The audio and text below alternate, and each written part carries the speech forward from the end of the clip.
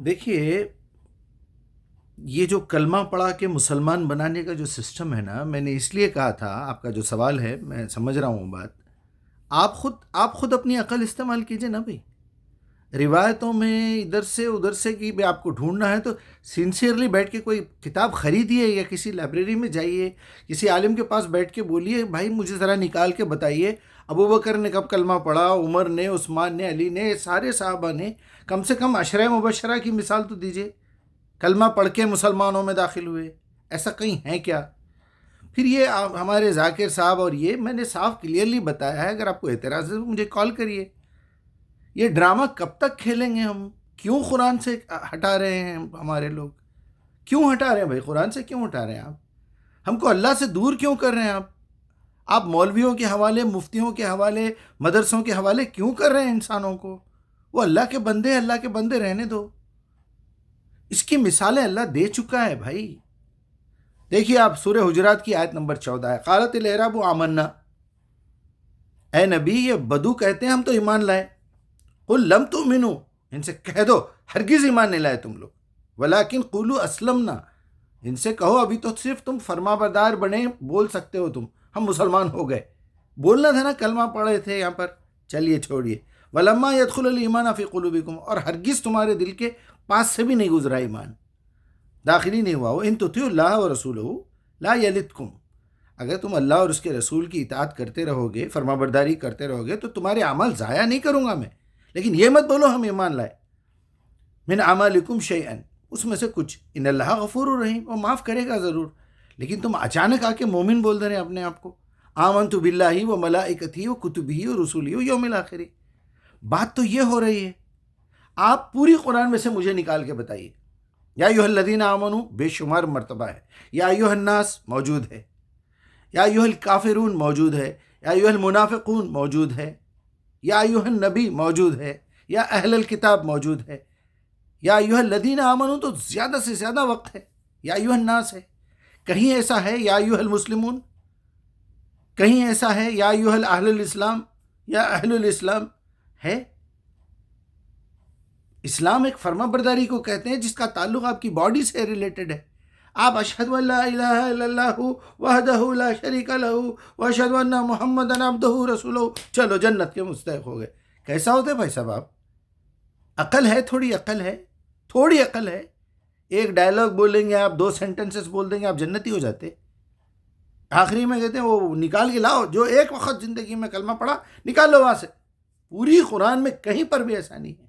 ایک جگہ ہے، یہ یہودی یہ سمجھتے ہیں، کہتے ہیں کہ ہم تو کبھی نہ کبھی جہنم سے نکال دیے جائیں گے. ان سے پوچھو کیا انہوں نے اللہ سے کوئی ایگریمنٹ کیا ہے؟ جو جائے گا جہنم میں خالدین فیہا ابدا، جو جنت میں جائے گا خالدین فیہا ابدا، ابدا ہے وہاں. بات تو یہ ہو رہی ہے، کیا ضرورت ہے جہنم میں ڈال کے پھر جنت میں ڈالنے کی؟ پھر شفاعت کا کوئی مطلب ہی نہیں ہے. من ذا الذی یشفع عندہ الا باذنہ یعلم ما بین ایدیہم وما خلفہم. پھر جسے چاہے لمن یغفر لمن یعذب، جو جسے چاہے اللہ عذاب دے دے، جسے چاہے سزا دے دے، یا جسے چاہے بخش دے. تو مطلب یہ ہے کہ یہ باتیں سوچ کے کم سے کم اپنی عقل استعمال کرنا، اللہ سے التجا کرنا. قرآن پڑھنا نہیں آیا تو نہیں آیا. گونگے ہوں گے آپ، اندھے ہوں گے، بہرے ہوں گے، لنگڑے ہوں گے، لولے ہوں گے. ایک دل میں یہ احساس پیدا نہیں کر سکتے، پھر کون سے رب کی عبادت کرتے؟ کون سا رب ہے تمہارے دل میں؟ کس پہ یقین ہے آخر؟ جب دیکھو پرابلم. اب یہ ایک سوال کیا جا رہا ہے مجھ سے کہ بھئی آپ یہ کلمے کو نہیں مانتے. آپ پوری قرآن میں سے ذرا نکال کے بتائیے لا الہ الا اللہ محمد رسول اللہ کہاں لکھا ہوا ہے؟ بازو بازو زبردستی آپ مسلمان بنانے پہ. بھائی 2 چیزوں کا میں اقرار کر رہا ہوں. یہ کیا ہے؟ یہ ریموٹ کنٹرول ہے. میں گواہی دیتا ہوں کہ یہ ریموٹ کنٹرول ہے. میں گواہی دیتا ہوں کہ یہ بیٹری بیک اپ ہے. ختم ہو گئی بات. میں نے یہ کب کہا یہ ریموٹ میں استعمال کروں گا؟ مجھے میرے بڑوں نے بتا دیا کہ عبادت کے لائق اللہ کے سوا کوئی بھی نہیں ہے. ٹھیک ہے، ہوں گے بھائی. میں نے بھی بول دیا. میں کیا چیک کر کے بولا دوسرے معبودوں کو؟ میں نے کبھی چیک کیا واقعی اللہ عبادت کے لائق ہے کیا؟ محمد اللہ کے رسول ہے. اوکے، میں گواہی دیتا ہوں. کہاں سے دے رہے ہیں آپ یہ گواہی؟ کیسا دیں گے بتائیے آپ؟ نہ آپ محمد کو کبھی پڑھے، نہ اللہ کے طرف سے جو تعارف دیا جا رہا ہے وہ پڑھے، نہ ہسٹری پڑھے، نہ کبھی بخاری شریف. کتنے ایسے ہزاروں لوگ ہوں گے بتائیے آپ جو بخاری شریف اپنے ہاتھ سے نکال کے پڑھے ہوں گے. عجیب پاگل پن ہے یار، عجیب پاگل پن ہے. بولو تو برا مان جا رہے ہیں. ارے بھائی یعنی ادھر بھی سکون نہیں ہے، ادھر بھی سکون نہیں ہے. آپ کہاں سے پڑھے، آپ کہاں سے فارغ ہوئے، عالم ہوتا، آپ تو جاہل ہے. تو بھائی کس نے کہا آپ سے میرے سے سوال کریے، کس نے کہا مجھے فالو کریے؟ میں تو آپ کو نیند میں سے اٹھا رہا ہوں بھائی، ڈیوٹی کا ٹائم ہو گیا، فرشتہ آ کے کھڑا ہوا ہے، جانا ہے آپ کو. کچھ دیر بچی ہوئی ہے، کچھ کرنا ہے تو کر لو بس. ماننا ہے تو مانو، نہیں ماننا ہے مت مانو، بس اتنی سی بات ہے. کوئی آدمی کلمہ پڑھ کے مسلمان نہیں ہو سکتا، کوئی کلمہ پڑھ کے جنت میں نہیں جا سکتا. کلمہ تو فرعون نے بھی پڑھا تھا، دیکھ لیجئے سورہ یونس میں. ڈوبتے وقت اللہ تعالیٰ نے کہا آپ کلمہ پڑھا بے غیرت. جب گھر پہ پولیس آ گئی، سرچ وارنٹ آ گیا، گرفتار کرنے کا وارنٹ آ گیا، آپ بول رہا معاف کر دو. جب ایکسیڈنٹ کر کے آ کے گھر میں چھپا ہوا تھا، جب آ کے سرنڈر کیوں نہیں کرا؟